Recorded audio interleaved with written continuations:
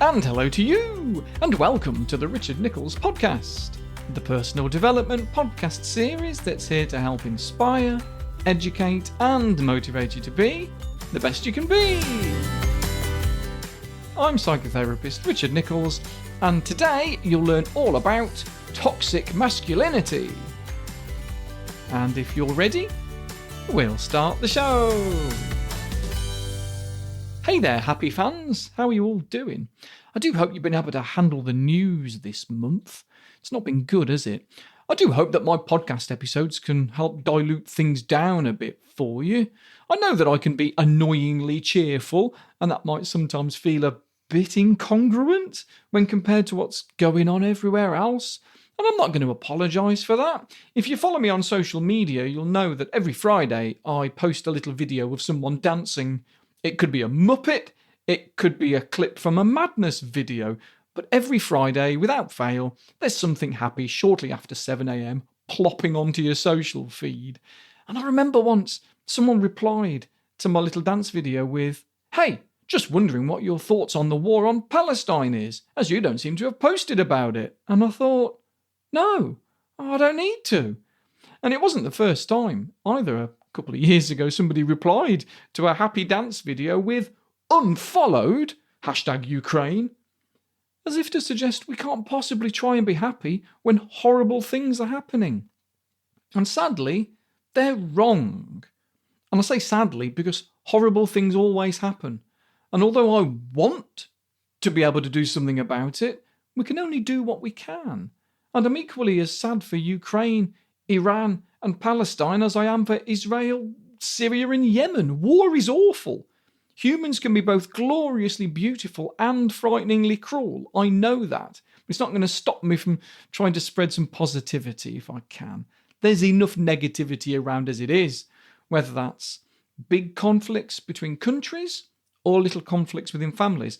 Solving it is never easy. It means doing a lot of thinking, a lot of negotiating, and putting aside our pride by admitting that we've made mistakes. And that's not easy for anyone, especially men, it seems. It is getting better, but as anyone who watched the Louis Theroux documentary earlier in the year knows, we do still have this culture where admitting our mistakes is a sign of weakness rather than strength to a lot of men. Back in the early 90s, an educator named Paul Kivel published a book called Men's Work: How to Stop the Violence That Tears Our Lives Apart. It was all about the work he'd been doing for about 10 years, working in colleges, in high schools in San Francisco. And before that, he was working on what's called the Oakland Men's Project, which Kivel and others started up to figure out how best to support the women campaigning against domestic violence and sexism. Their idea is very much like the phrase you might see on social media sometimes that says, "Protect your daughter," but it's crossed out and replaced with "Educate your son." The idea obviously being that if there's a problem with men beating up their wives and girlfriends, you don't fix it by only supporting the women. You need to fix it at the source, which might seem obvious now, but not so much in the 80s and 90s, because there was a pushback from men. Lots of men felt that their masculinity was being threatened, you see, and that their sons could be feminised if they were taught that it was okay to break away from what they called the act like a man box. Nowadays, it tends to be just called the man box, which is this rigid set of ideas and behaviours that if you stray out of, then you're not a proper man. It's a social construct, meaning that it's not driven by genetics or anything. It's got nothing to do with your chromosomes or the shape of your genitalia. It is totally created by culture, and it's dangerous. Like I say, have you seen the news? I'm not saying for definite that if more women were in charge, then there'd be fewer wars. There's nothing that's definite in this world, is there? But I'm going to go out on a limb here and suggest that the chances are a bit slimmer. Did Putin plan the Ukraine invasion because he felt that Russia lost Ukraine in the 90s, rather than seeing it as Ukraine gaining independence? Possibly. And don't get me started on the psychology of Donald Trump. We'd be here for years. And it's all part of this toxic masculinity that creates these rigid rules of the man box, you see. Never losing. If you're a man, you have to win at all costs. You have to have the upper hand. Now, don't get me wrong, women can feel like that too, but not as a culture. It's just individual, so it's nowhere near as toxic. Kivel and his colleagues found that the man box has these following rules.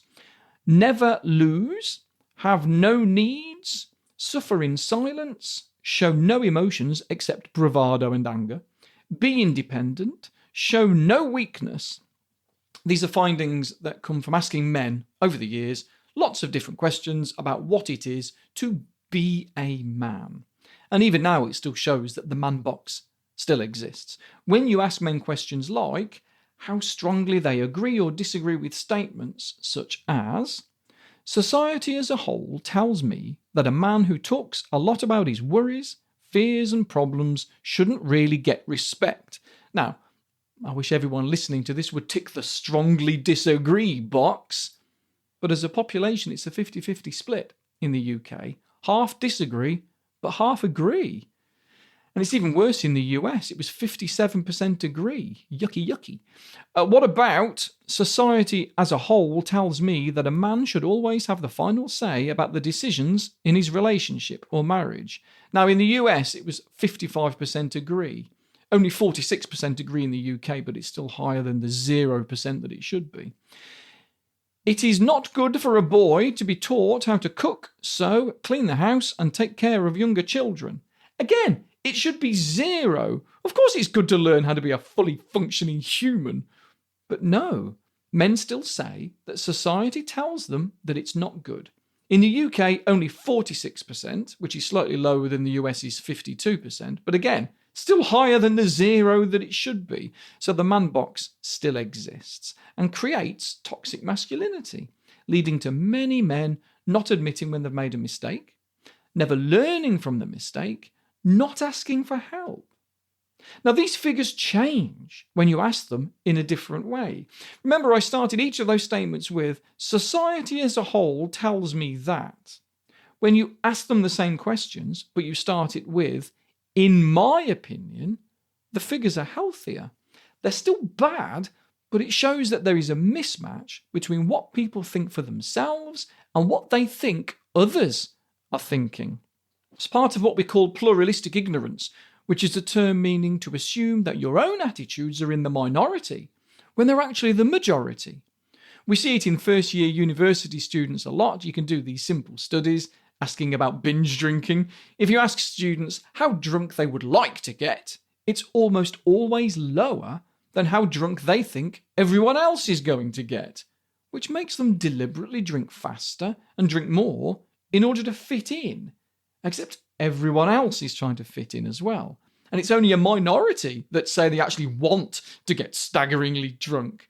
That's pluralistic ignorance. And it causes men to assume that most men around them are more sexist than they are. And so at best, causes them to not challenge sexist attitudes, and at worst, actively encourage it to try and fit in. Yet they're trying to fit in with a minority rather than a majority, causing this toxic culture to stay dominant. And it's the same for all things that make up toxic masculinity, like the bravado thing. Men should use violence to get respect if necessary was one of the statements.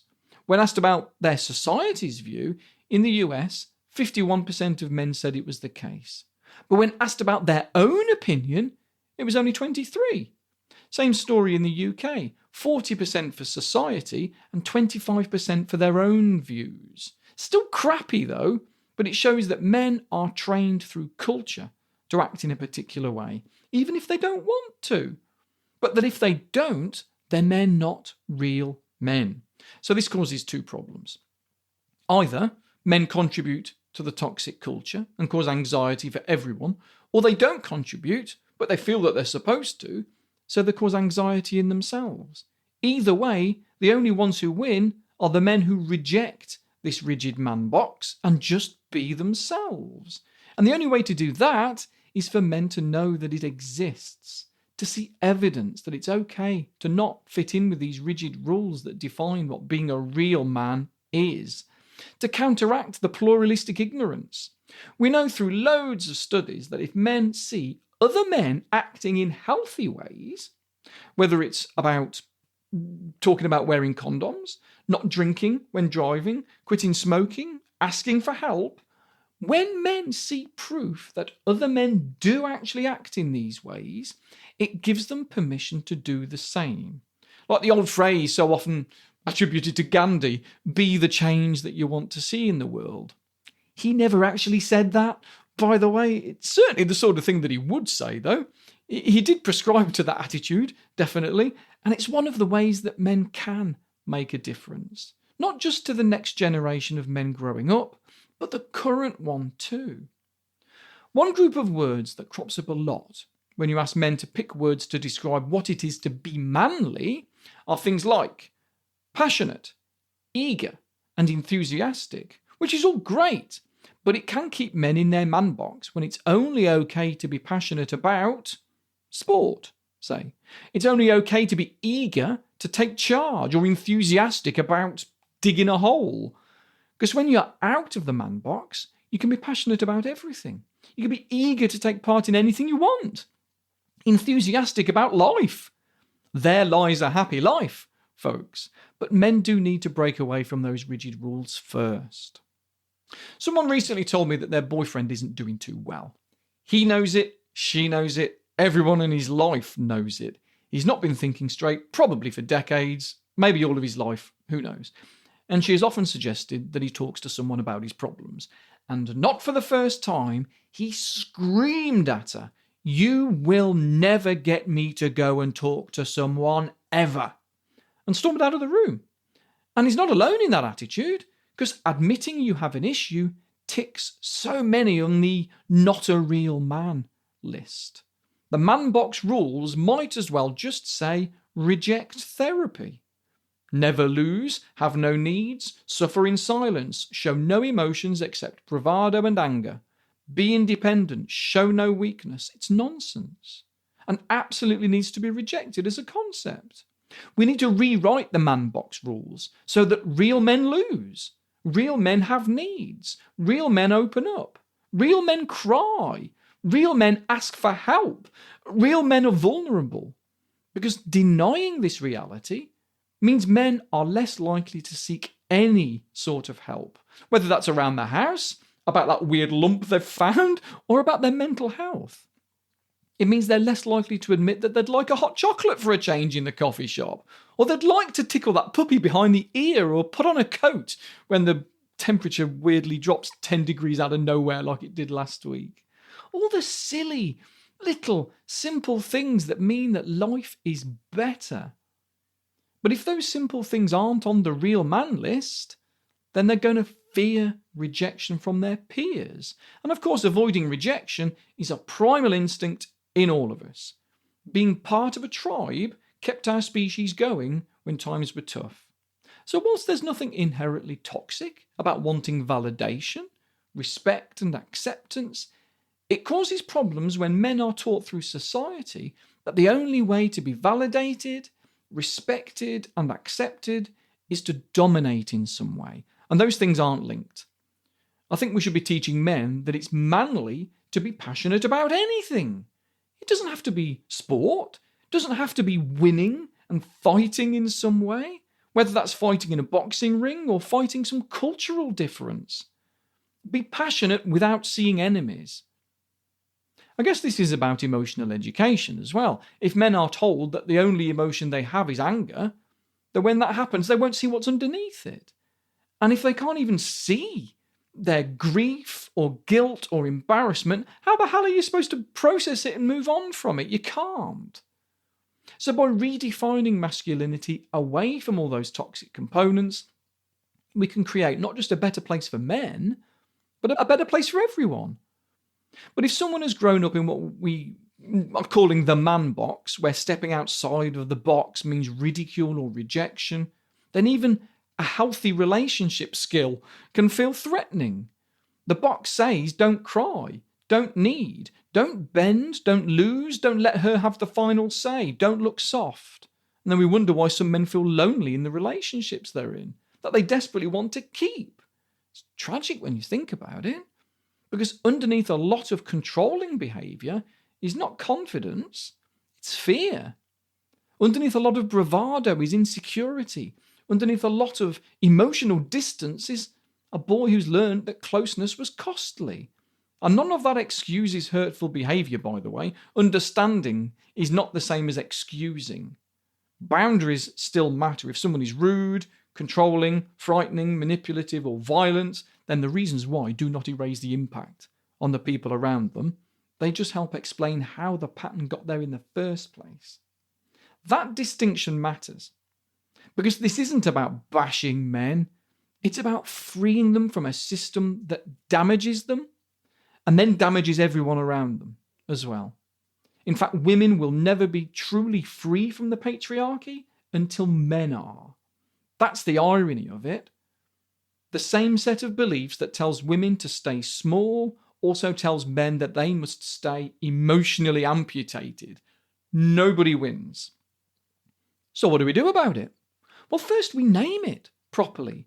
We stop pretending that stoicism is always strength. Sometimes it's just fear in a nice suit. We stop praising emotional shutdown as resilience. Sometimes it's dissociation. We stop treating boys as if their emotional world is somehow simpler than girls. It isn't. It's often just less welcomed. Second, we teach emotional language early. Not just happy, sad, angry. More than that. Disappointed, embarrassed, rejected, powerless, ashamed, left out, guilty, lonely, overwhelmed. The more words someone has for their internal world, the less likely they are to act it out sideways. And that's true for everyone, but especially for boys who have been raised in environments where emotional vocabulary was seen as a bit cringe. Thirdly, we need to model better versions of strength. A strong man can apologise.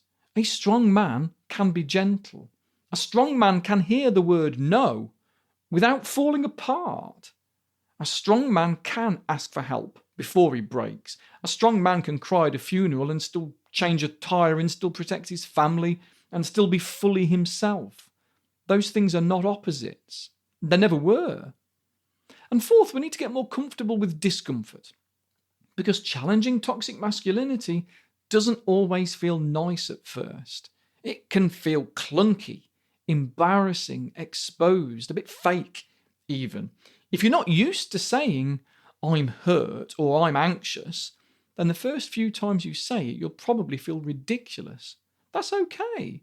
Most new things feel awkward before they feel natural. A bit like dancing, really. Most dads at a wedding look as if they're being electrocuted for the first 2 songs, and eventually they loosen up a bit. It's the same principle, really. So if you're someone listening to this and you're thinking, oh, hell, this is me a bit, then please don't turn it into another reason to attack yourself. That would just be the same old pattern in a different outfit. The point isn't to feel ashamed for having learned these rules. You didn't make the culture, you inherited most of it. The point of all of this is to notice it, question it, and decide what sort of man you actually want to be from here.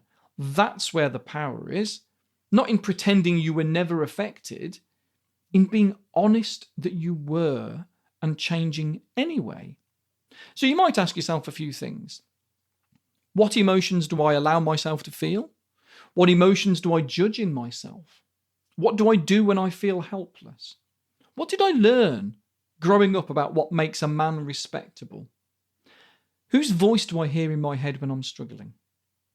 And perhaps most importantly, what would be different in my life if I no longer believed that vulnerability was weakness? Sit with that one for a little while, because I think for a lot of men, the life they actually want is on the other side of that question. Better friendships, better relationship, better parenting, better mental health, better sleep, maybe less alcohol, less rage, less loneliness, more peace. And that's not about becoming less masculine. It's about becoming less frightened of simply being human. That's all this is, really. So, whether you're raising boys, loving a man, working with men or trying to unpick this in yourself, remember that change doesn't begin with humiliation. It begins with safety. People don't open up because they're shamed into it. They open up because something finally feels safe enough. Safe enough to tell the truth. Safe enough to feel. Safe enough to not know. Safe enough to say, I need a hand with this. And honestly, that might be one of the bravest things anyone can say. Anyway, I've overran a bit today. Gotta go, things to do. I'll be back on Friday, of course, with my short weekly bonus episode. In the meantime, don't watch too much news. Take some social media breaks if you like. Listen to some happy tunes and some good podcasts. Join me on Patreon if you like. And I'll be back before you know it. See ya.